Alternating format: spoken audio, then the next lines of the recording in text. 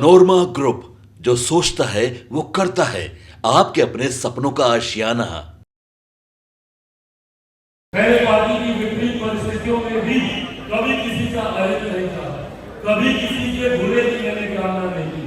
मैंने हमेशा बस इतना चाहा कि अपनी लकीर को इतना लंबा करना है, अपनी उपलब्धियों को इतनी ऊंचाई पर लेकर जाना है कि दूसरे अपने आप होने लगे।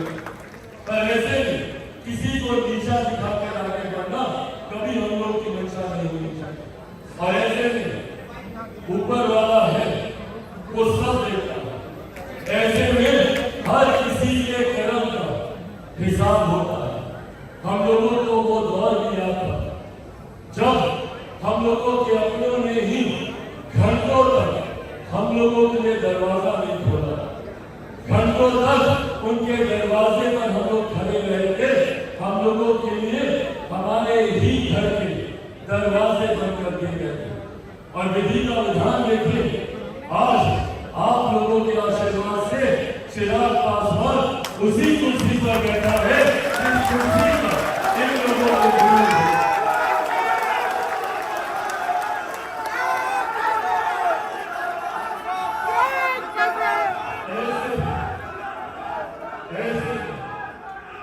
ऐसे हम लोगों ने उस परिस्थिति को भी विनम्रता से स्वीकार किया। इस परिस्थिति को भी विनम्रता से भी स्वीकार किया।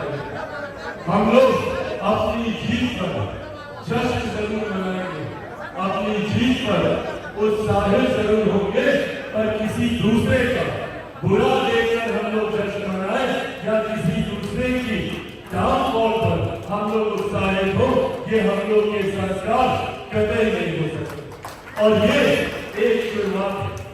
अभी हम लोग को कई सीढ़ियां चढ़नी बाकी है, अभी कई मंजिलें हैं जो हम लोग को हासिल करनी है। मैंने हमेशा कहा, लोकसभा का चुनाव हम लोग के मात्र एक पड़ाव। आने वाले दिनों में बिहार विधानसभा के चुनाव, अलग अलग राज्यों के चुनाव, और अब जब मैं आने वाले समय के दौर का मैं जिक्र कर रहा हूँ, इतिहास का मैंने जिक्र किया, वो पन्ना आज से वही बंद होता है। इतिहास में ये तमाम बातें दर्ज है। बस इतिहास की बातों से, इतिहास में मिले हुए अनुभव से हम लोगों को सीख लेनी है, पर अब उन बातों को वही समाप्त करके आगे बढ़ना है। अगर हम लोग अपने आप को उसी दौर में बांधे रखेंगे, मैंने भी पिछले 3 साल कभी इस बात की परवाह नहीं की कि हम लोग के साथ क्या हुआ और क्यों हुआ। मेरे पास मात्र 2 विकल्प, या तो मैं उन परिस्थितियों में रोता रहता, क्राई बेबी कहा जाता है, मैं रोता रहता और अपनी परिस्थितियों को दोष देता रहता कि भैया मेरे साथ ही ऐसा क्यों हुआ, मैंने किसी का क्या बिगाड़ा था, मैंने किसका गलत किया था कि मेरे साथ ये सब हुआ। तो या तो मैं रोते रोते ये 3 साल बिता देता, या लड़ाई लड़ता, एक फाइटर बनकर अपने लिए संघर्ष करता, अपने लिए परिस्थितियों को बदलने का प्रयास करता। मैंने दूसरे विकल्प को चुना और आज उस संघर्ष का परिणाम है, आज उस संघर्ष का ही परिणाम है कि हम लोग एक नई ऊंचाइयों पर हम लोग पहुंचे हैं। ऐसे इतिहास से सीखते हुए अब आगे बढ़ना है। आज जब ये नई परिस्थितियां हम लोग के समझ, जहां पार्टी के स्तर पर देखा जाए 5 सांसदों के साथ हम लोग एक मजबूत परिस्थिति में मौजूदा केंद्र की सरकार में हम लोग मौजूद हैं, तो वही राजनीतिक तौर पर भी देखें तो एक बड़ी जिम्मेदारी केंद्रीय मंत्री के तौर पर जो हम लोगों के कंधे पर आई है, उसको भी उतनी ईमानदारी से, उतनी ही मेहनत से हम लोगों को पूरा करने का प्रयास करना है। पर हम आने वाले दिनों में जो सपना मेरे नेता, मेरे पिता आदरणीय रामविलास पासवान जी ने देखा था, संगठन के विस्तार को लेकर अब मैं यहाँ अलग अलग राज्यों से आए अपने तमाम साथी पदाधिकारियों से कर रहे हैं। हर कोई चाहता है कि हम लोग अपने अपने राज्यों में हम लोग चुनाव लड़ें। ये सोच हर पार्टी की रहती है और हर दल की रहती है, और ये रहनी भी चाहिए, ये स्वाभाविक सी सोच। पर ऐसे में मेहनत भी हम ही लोगों को करनी है। ये उम्मीद करेंगे कि चुनाव के वक्त गठबंधन हम लोग को बुलाएगा और बैठे विधायक हम लोग को बोलेगा कि भैया आप इतनी सीटें ले लीजिए और चुनाव लड़ लीजिए। ऐसा कतई नहीं होगा। ऐसे में हम लोगों को पहले वो ताकत अर्जित करनी होगी जिस ताकत की वजह से हम लोग अपने संगठन को उस मजबूती तक पहुंचा सके कि कोई भी गठबंधन हम लोगों की अनदेखी ना कर सके। आज इस तरीके से बिहार में हम लोगों ने पार्टी को उस ऊंचाइयों तक हम लोग ले गए जिसका श्रेय मैं पार्टी के बिहार प्रदेश के अपने तमाम पदाधिकारी साथियों को दूंगा और विशेष तौर पर पार्टी का नेतृत्व कर रहे हमारे प्रदेश अध्यक्ष राजू तिवारी जी को दूंगा, जिन्होंने मजबूती से पार्टी का नेतृत्व प्रदेश में करने का काम किया। ऐसे में मौजूद में यहाँ पर हर प्रदेश के अपने प्रदेश अध्यक्ष से यह आग्रह करें कि अपने अपने राज्यों में पार्टी के संगठन पर अब आप लोग ध्यान दें। हम लोगों का कार्यक्रम केंद्रीय मंत्री होने के नाते वैसे भी आने वाले दिनों में हर राज्य में हम लोग का कार्यक्रम लगेगा ही लगेगा।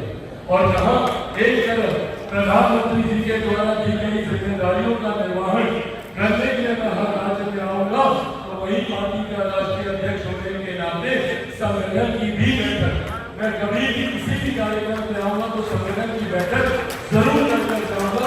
ये भी आप लोगों से कल हम लोग आंध्र प्रदेश में थे, वहां पर निर्वाचित मुख्यमंत्री नायडू जी की कल वहां पे शपथ ग्रहण का चंद्रबाबू नायडू जी का वहां पे शपथ ग्रहण का। उसके बाद हम लोग पार्टी के कार्यक्रम में भी हम लोग गए, दिन में शपथ ग्रहण किया। उसके बाद शाम को पार्टी के कार्यालय पर ही हम लोगों ने पार्टी के तमाम पदाधिकारियों के साथ एक कार्यकर्ता बैठक हम लोगों ने वहां पर आयोजित की और वहां पे तमाम पदाधिकारियों के साथ हम लोगों ने मुलाकात की। ऐसे ही आने वाले दिनों में जिस राज्य में हम लोग का कार्यक्रम लगेगा, तैयारी आप लोग आज से ही करके रखें। जब भी कार्यक्रम हो आप लोगों का संगठन पूरी तरीके से तैयार रहना चाहिए। ये वादा पार्टी का राष्ट्रीय अध्यक्ष होने के नाते मैं आप लोगों से जरूर करता हूं, पर हाँ इस वादे के अक्षरशः शब्दों को जरूर पहचानिएगा। अगर आप लोगों का संगठन वहां पर पूरी तरीके से मजबूत रहा, अगर आप लोगों की अपने अपने राज्य में पार्टी में अपनी एक नई पहचान, नई मजबूती, नई पकड़, अगर जनता के बीच आप लोगों ने उसको हासिल करके रखा, तो आने वाले दिनों में पार्टी को अगर अकेले भी चुनाव लड़ने का फैसला लेना होगा तो हम लोग फैसला लेंगे और राज्यों में चुनाव लड़ने का काम करेगी। ये वादा मैं आप लोगों से करता हूँ और ये विश्वास आप लोगों को ही मुझे दिलाना होगा कि आप लोगों के राज्य में पार्टी कितनी मजबूत है। और ये मान कर चलिए कि अगर आप लोग अपने अपने राज्यों में मजबूत हैं, संगठन के तौर पर मजबूत है, वहां पर राजनीतिक परिस्थितियों में अगर आप लोगों की उपस्थिति अगर दर्ज रहती है, जनता के साथ, जनता के जुड़े हुए विषयों के साथ अगर आप जुड़े हुए हैं, ऐसे में अगर आप लोग जनता के बीच रहने का काम करते हैं और जनता का आप लोगों पे विश्वास है, तो ये परिस्थितियां कोई भी गठबंधन इसकी अनदेखी नहीं कर सकता। हर गठबंधन आप लोगों को चाहे नहीं चाहे क्या उनके साथ चुनाव लड़ो। बिहार ही उदाहरण है। हम लोग जिस तरीके से पिछले 3 सालों में लगातार निरंतर हम लोग जनता के बीच रहने का हम लोगों ने काम किया, अपने राज्य को लेकर एक सोच का हम लोगों ने निर्माण किया, जिस विजन के साथ हम लोग आगे बढ़े, बिहार फर्स्ट, बिहारी फर्स्ट की सोच के साथ हम लोगों ने आगे बढ़ने का काम बिहार में किया। ऐसे आप लोगों को भी अपने अपने राज्यों को लेकर ये विजन तैयार करना होगा, ये सोच तैयार करनी होगी कि कल को अगर आप लोग चुनाव लड़ते हैं, लोगों के बीच जाते हैं, तो उस राज्य के आप लोगों के मुद्दे क्या होंगे, आप लोगों की सोच क्या होगी, आप लोग कैसे सत्ता में आने के बाद अपने राज्य की जनता का आप लोग विकास कर सकते हैं। ये बातें जब तक जनता के बीच नहीं जाएगी, जनता आप लोगों के साथ नहीं जुड़ेगी। और अगर जनता आपके साथ नहीं जुड़ेगी तो ये आग्रह करता है कि जनता के साथ जुड़े हुए दूसरों के साथ अपने आप को जोड़ने का काम करें, अपनी पार्टी की नीतियों को, उपलब्धियों को जनता तक पहुंचाने का काम करें। हम लोगों के लिए ये गर्व की बात है कि हम लोग एक ऐसे पार्टी के कार्यकर्ता है जहां हमारे नेता आदरणीय रामविलास पासवान जी का पिछले 5 दशकों का एक लंबा सक्रिय राजनीति का इतिहास है, जहां उन्होंने अलग अलग मंत्रालयों में जिम्मेदारी को निभाते हुए उन्होंने अपनी एक अलग पहचान बनाने का काम किया। बीपीसीसी की सरकार में जब पहली बार उनको श्रम एवं कल्याण विभाग में जब उनको जिम्मेदारी मिली थी, कोई उस विभाग को नहीं जानता था, कोई नहीं जानता था कि उस विभाग में क्या कार्य हो सकते हैं। जितने बुलावे साहब वाजपेयी साहब यहाँ पे मौजूद है, खालिद साहब यहाँ पे मौजूद है, पर उन्होंने ऐतिहासिक कार्य उन्होंने वहां पर करके दिखाया। आज जितने लोग पिछड़ा वर्ग की राजनीति करने का काम करते हैं, किसी ने समाज की चिंता नहीं की। पहली बार हमारे नेता ने उस विभाग की जिम्मेदारी संभाली और मंडल कमीशन को लागू करवाने का उन्होंने काम किया। ये श्रेय हमारे नेता को जाता है। ये तमाम बातें जनता के बीच हम लोग को रखने की जरूरत है। पनोरमा ग्रुप, जो सोचता है वो करता है। अगर ये वीडियो पसंद आई और वह बिहार के राजनीति और बिहारियत से सरोकार रखेनी तो सब्सक्राइब बटन दबा के चैनल के सब्सक्राइब कर ली। ओजे एगो घंटी बा, ओकरा बटन दबा देला से कुल सटीक और मारक खबर रुआ मुफ्त में मिल जाई। अगर रुआ पत्रकारिता के हमनी के नया प्रयोग में सहयोग कर चाहतानी तो ज्वाइन बटन दबा दी। पेटीएम नंबर नोट कर ली 9386816700। धन्यवाद।